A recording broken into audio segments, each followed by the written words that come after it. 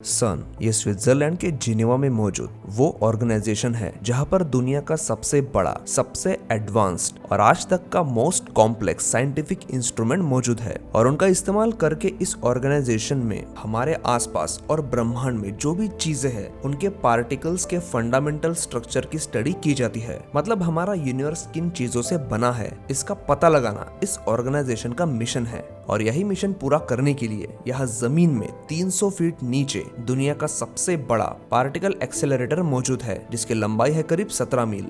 इस मशीन का नाम है हेड्रॉन कोलाइडर और ये आज तक की इंसानों द्वारा बनाई गई सबसे बड़ी और एडवांस मशीन है।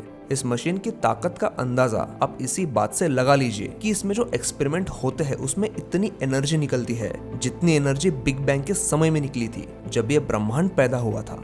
और कुछ वैज्ञानिकों ने ये डर भी जताया था कि कहीं उस एनर्जी से यह कोई ब्लैक होल न बन जाए।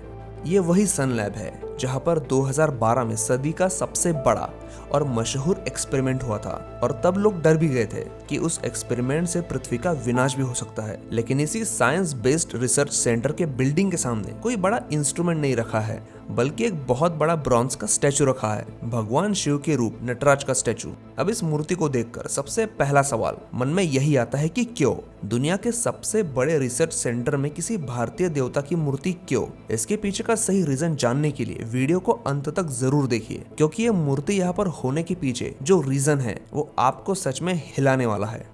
4 जुलाई 2012 को इसी सन में दुनिया भर से कई सारे फिजिसिस्ट जमा हुए थे क्योंकि उस दिन यहाँ पर कई सालों से चल रही रिसर्च का नतीजा पूरी दुनिया के सामने आने वाला था। हमारे ब्रह्मांड की उत्पत्ति कैसे हुई थी, इस जटिल सवाल का जवाब ढूंढने के लिए यहाँ कई सालों से करोड़ों अरबों रुपए खर्च करके एक्सपेरिमेंट शुरू था और आखिरकार सन को कामयाबी मिल चुकी थी। उन्होंने पता लगा लिया था कि हमारे ब्रह्मांड की शुरुआत के लिए एक पार्टिकल जिम्मेदार है जिसको उन्होंने नाम दिया था गॉड पार्टिकल। इस गॉड पार्टिकल की खोज करने वाले फिजिसिस्ट सर पीटर हिग्स ने यह साबित किया था कि हमारे ब्रह्मांड में एक अदृश्य शक्ति होती है जिसे इनविजिबल फोर्स कहते हैं।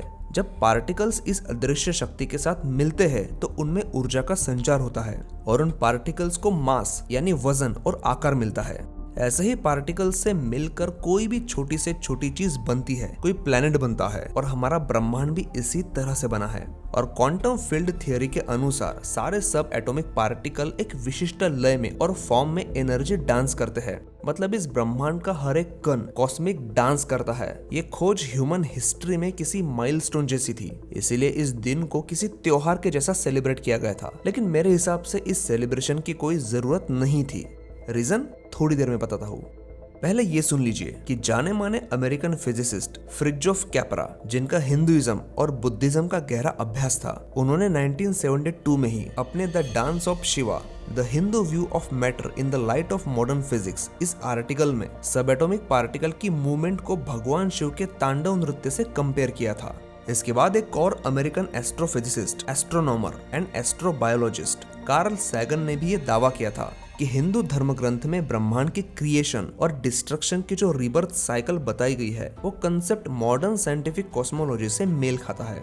मॉडर्न साइंस का भी यही कहना है कि हमारे ब्रह्मांड का क्रिएशन और डिस्ट्रक्शन एक साइकिल में चलता है और इसी को कॉस्मिक साइकिल कहते हैं। बिग बाउंस थियरी भी यही कहती है कि पहले से मौजूद ब्रह्मांड के डिस्ट्रक्शन से हमारा ये आज का ब्रह्मांड बना है और हमारा ये ब्रह्मांड कॉन्ट्रैक्शन और एक्सपेंशन के साइकिल से गुजरता है।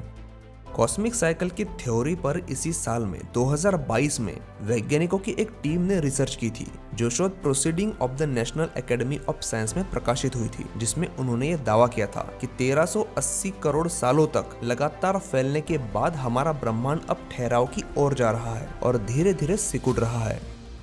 अब मैं आपको बताऊंगा कि क्यों सन ने अपनी खोज के बाद सेलिब्रेशन नहीं करना चाहिए था। माना कि उन्होंने अपने रिसर्च में काफी सारी बातें सामने लाई थी, लेकिन गॉड पार्टिकल की जो सबसे बड़ी खोज थी उसके बारे में हमारे धर्म ग्रंथों में हजारों साल पहले ही लिखा हुआ है। भले ही दुनिया भर के फिजिसिस्ट कॉस्मिक डांस की थ्योरी को आज मानने लगे हैं, लेकिन इसी थ्योरी को दर्शाते हुए भगवान शिव की मूर्ति को भारत में हजारों साल पहले ही आकार दिया गया था। नटराज की मूर्ति में भगवान शिव को इस सृष्टि के निर्माता, संरक्षक और विनाश करने वाले फॉर्म में दिखाया गया है और भगवान शिव की नटराज रूप की मूर्ति भारत में 6वीं सदी में बने मंदिरों में भी दिखाई देती है। ब्रह्मांड की उत्पत्ति से लेकर मल्टीवर्स के कंसेप्ट तक सारी जानकारी लिंग पुराण में मिल जाती है। यानी कि आज करोड़ों रुपए खर्च करके वैज्ञानिकों ने जो खोज की है वो हजारों साल पहले से ही हम भारतीयों को पता थी।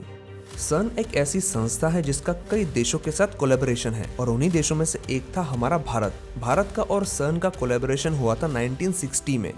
2004 में भारत सरकार ने आधुनिक विज्ञान और आध्यात्मिकता के संबंध को दर्शाते हुए भगवान शिव की ये बहुत बड़ी मूर्ति सन को भेंट की थी। तो ये थी कहानी और इतिहास उस मूर्ति का जो क्रिएशन और डिस्ट्रक्शन के कॉस्मिक डांस का सिंबल बनकर दुनिया के सबसे बड़े ऑर्गेनाइजेशन के सामने खड़ी है और साथ ही पूरी दुनिया को ये भी बताती है कि चाहे फिजिक्स हो या हिस्ट्री, भारत हजारों सालों से दुनिया के आगे था और रहेगा। उम्मीद है आज का एपिसोड आपको पसंद आया हो। अगर हाँ तो प्लीज इसे लाइक जरूर करिए। मैं मिलता हूँ आपसे अगले एपिसोड में।